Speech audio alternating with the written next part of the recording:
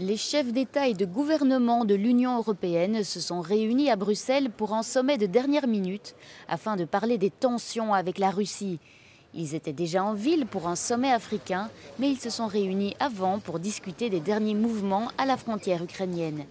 Et ils ont clairement dit que la situation sur le terrain ne s'est pas du tout améliorée.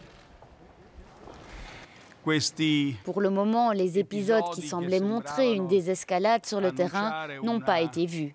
Nous devons être prêts à toute éventualité.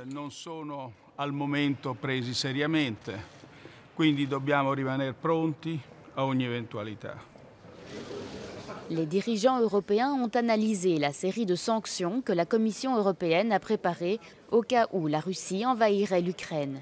Le texte est désormais prêt, mais doit encore recevoir l'approbation des 27. L'Europe est totalement unie à ce sujet. Les sanctions requièrent l'unanimité des États membres. Mais aujourd'hui, au Conseil de l'Union européenne, tout le monde a insisté pour être d'accord et cette unité est là pour être utilisée. Et lorsqu'on lui a demandé de parler de la Hongrie, il a répondu « J'ai dit tous les États membres ».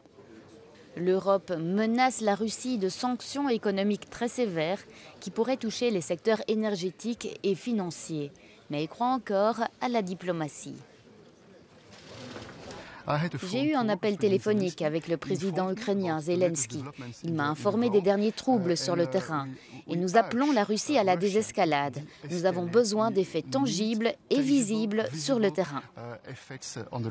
Merci beaucoup.